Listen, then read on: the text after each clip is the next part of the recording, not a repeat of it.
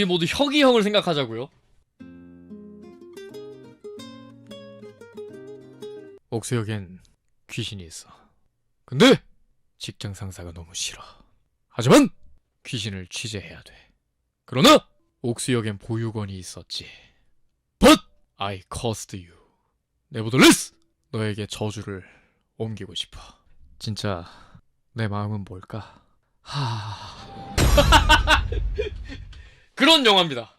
이 영화를 여러분들에게 어땠다라고 말씀드리기 전에 세 가지를 알고 가시면 아주 좋습니다. 일단 첫 번째로 어떤 작가랑 협업을 했어. 근데 일본 작가야. 뭐 만든 사람이야? 링이라는 공포영화를 만든 그 작가와 함께 했어. 링 작가가 참여해서 한 게 뭐냐면 옥수역 지하에다가 우물을 만들어줬어. 두 번째, 이 영화는 웹툰 원작이야. 근데 중요한 점은 이 원작 웹툰은 그냥 단편 공포 깜놀 웹툰이었어. 그냥 옥수역에서 이제 어떤 여자가 있네? 휘청휘청하네? 아이고 깜짝이야 이러고 와 정말 리얼하게 잘 만들었다 이러고 끝나는 그런 웹툰이야. 혁신적인 기술력을 봤던 웹툰이었지 스토리가 있는 웹툰은 아니었단 말이야. 그리고 세 번째로 감독님이 이 옥수역 귀신에 대해서 자랑한 게 있는데 우리 영화는 절대 여자가 죽지 않는다. 다 남자만 죽는다. 이게 우리 공포영화의 차별점이다. 근데 여자가 죽거든요. 여장남자래요. 한번 볼까요? 자, 이분이거든요. 어때요? 여장남자 같아요? 근데 아무튼 여장남자래요. 아무리 봐도 배우가 여자고 목소리를 들어봐도 여자고 아 뭐야 진짜 짜증나게. 체형을 봐도 여자지만 어쨌든 여장남자가 죽었대요. 분명 멀쩡한 여성분인데 여장남자래. 그리고는 감독이 한다는 말이 관음적 시선을 타파해보고자 이 영화를 만들었다고 뭐 그렇게 얘기를 했어. 공포영화에서 여자가 피해자로 죽어갈 때마다 여성을 대상화해서 관음할 수밖에 없다. 여성이 느끼는 공포를 어떻게든 느끼는 것이다. 그래서 나는 바꿔보고 싶었다. 라면서 의도적으로 시나리오를 바꾸면서 피해자를 남자로 다 바꿨다. 그러면서 영화 내에서는 남자만 죽이자. 정형성을 탈피해보고자 했다. 그러니까 이게요. 이게요. 관음적 시선. 이게 대상화. 이게요. 대단한데요? 자, 그러면은 영화에 대해서 한번 얘기를 해보도록 하겠습니다. 이 친구가 여주예요. 기자야. 찌라시 기레기야. 옥수역에서 사람 죽었다는데 막 이제 그 기차를 몰던 기관사한테 찾아가가지고 막 인터뷰하고 그래 막. 그 사람 넋나가 있는데. 그 죽였을 때 당시 기분은 어떠셨어요? 막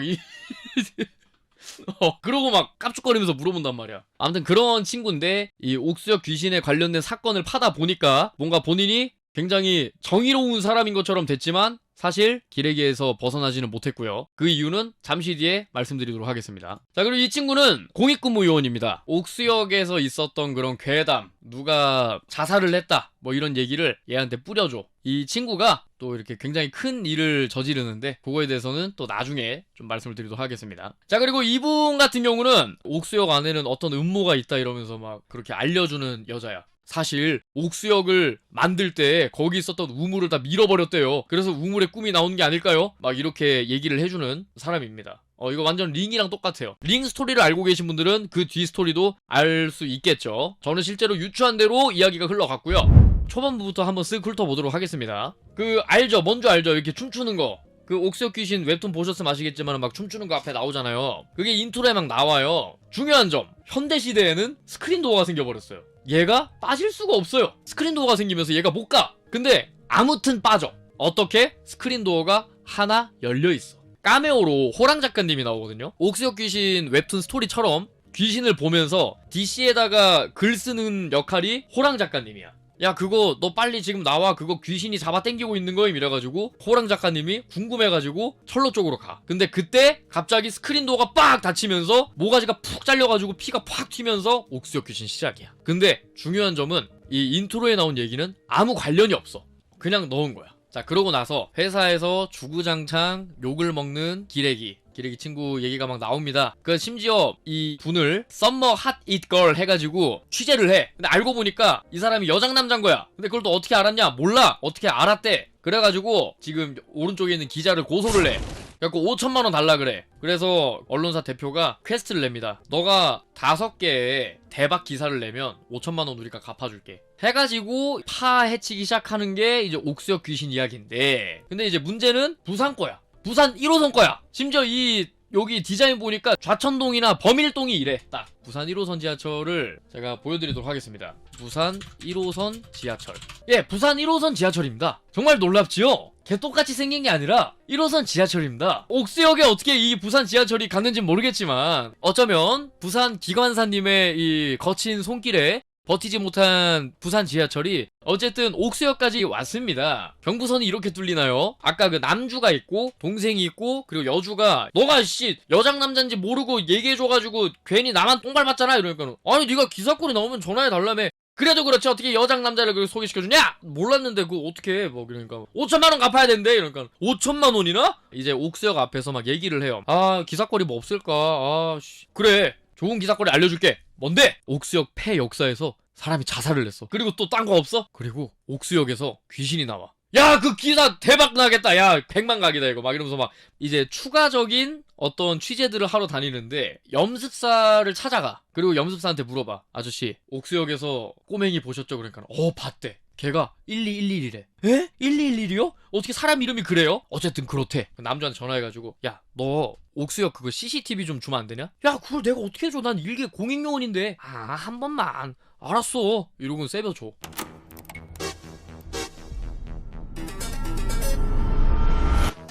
그래갖고 이제 막 옥수역에 대한 그런 괴담을 막 파기 시작합니다. 막 옥수역에는 사실 수많은 귀신들이 있어.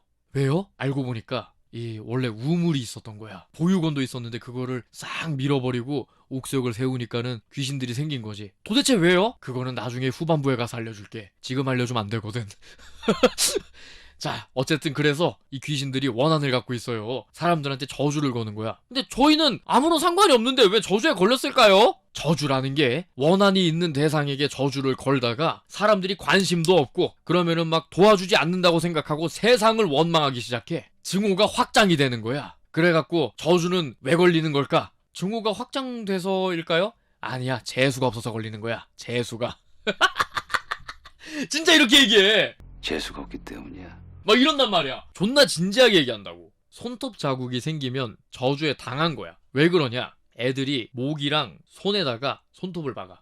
애기 귀신들이. 알고 보니까 아이들이 우물에 묻힌 거야. 거기에 귀신들이 막 나오는 거지. 주인공이 이제 슈퍼 기레기로 떡상해요. 엄청난 음모를 파헤쳤다고. 벌써 100만 찍었어!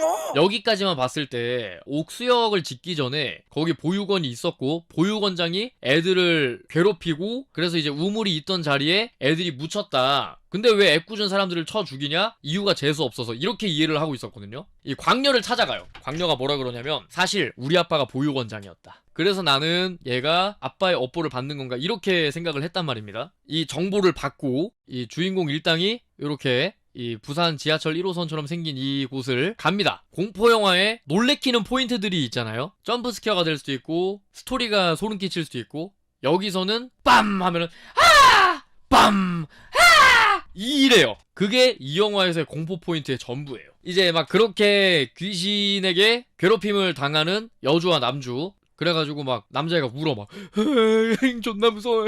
이걸 보면서 무슨 생각이 들었냐면 지하철을 구현한 세트장에 유령의 집이다. 야 이거 에버랜드 노났네. 롯데월드 노났네. 이 컨셉 그대로 공포의 집 만들면 이거 대박 나겠네. 해가지고 동굴을 찾았어요. 애들을 막 이제 찾아보는데 흙을 파니까 애들 뼈 같은 게 나오는 거야. 뼈가 이제 슬슬 보이기 시작하니까 아이들이 여기 묻혀 있었던 거야? 막 이러는데 이제 갑자기 애기들이 악수도 막 해줘요. 우리 찾아줘서 고마워 이러면서 한 명인 줄 알았는데 애들이 한 씨발 16명이 우르르 나와가지고 다 모였을 때는 어벤져스처럼 모여가지고 앵글도 박력 있게 쫙 하고 멈춰줘. 씨발 니네가 우리의 억울함을 밝혀줄 거냐 이러면서 막 이렇게 16명이 이렇게 나와요 막. 그리고 이제 주인공 기레기가 안녕 얘들아 내가 너희들의 억울함을 풀어주러 왔어. 너희들이 여기 묻혀있다고 사람들에게 알려주려고 이러니까 애새끼들이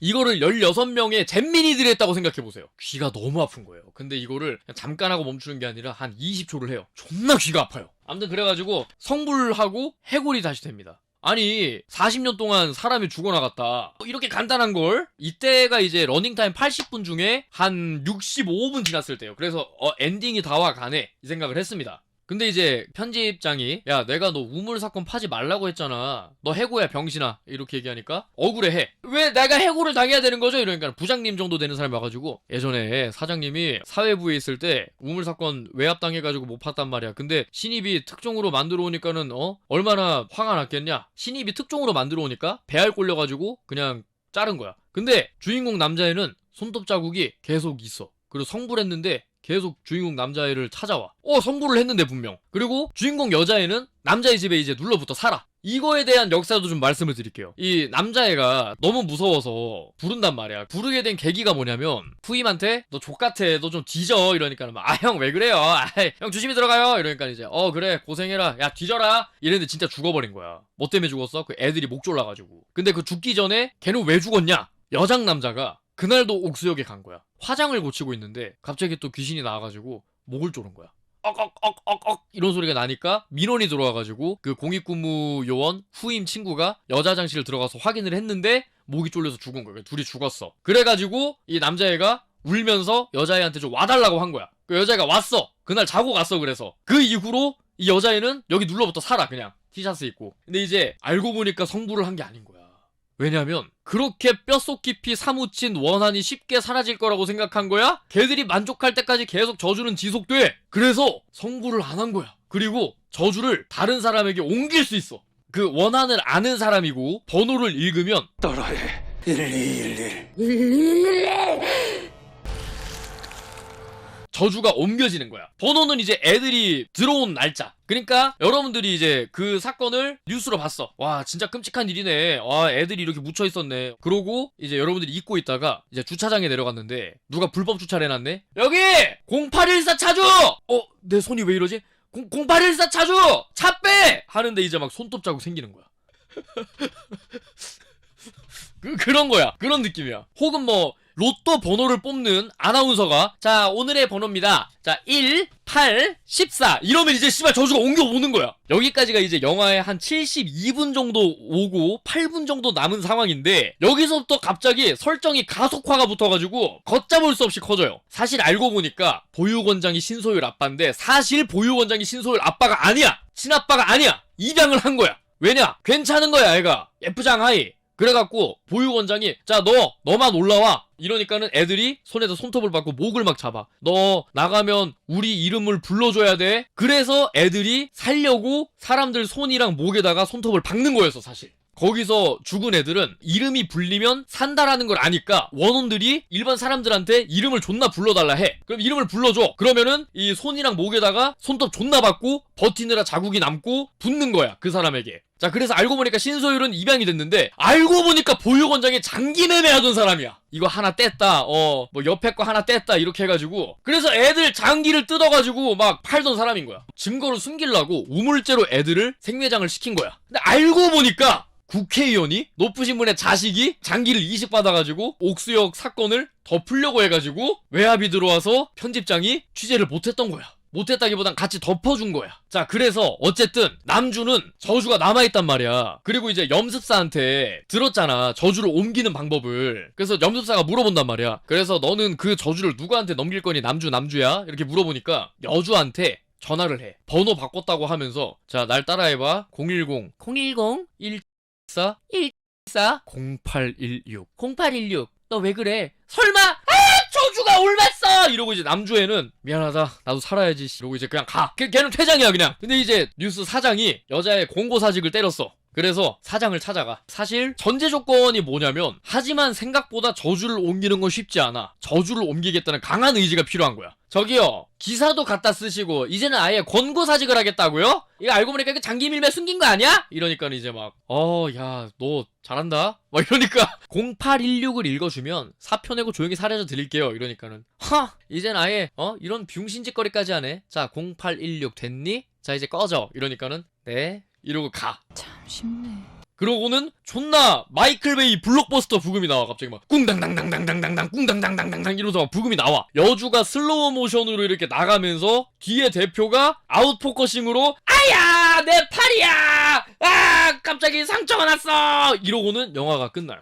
뭔가 감당할 수 없는 일들을 막 영화에다가 존나 때려박아 넣어요. 뭘 존나 넣어. 막 씨발 설정 갑자기 막 존나 막 야 씨발 굴소스 씨발 1톤 빵 넣고 미원 1kg 빡 붓고 막 씨발 뭐야 이거 뭐 탄수화물 부족해? 씨발 쌀 60kg 빡 해가지고 걷잡을 수 없는 무언가를 만든 다음에 그냥 관객한테 떠넘기고 니들이 알아서 처먹어 이러고는 그냥 영화가 끝나버려. 그럼 옥수역 귀신이래. 존나 알바노 엔딩으로 끝나버린다니까? 아니 나는 감독님의 옥수역 귀신이라는 영화를 보러 갔는데 우리는 기대하고 있는데 감독님은 거기서 갑자기 핸들을 놓아버리시면 어떡해요. 당신의 영화를 기대하고 갔는데 당신의 영화입니다. 당신의 영화를 포기하지 말아요. 이거 좀 안타까웠어요. 갑자기 어느 순간부터 핸들에 손을 놓고 악셀만 밟으시면 어떡하냐고요. 사고 나죠 그러면. 다음부터 그러지 마요 감독님.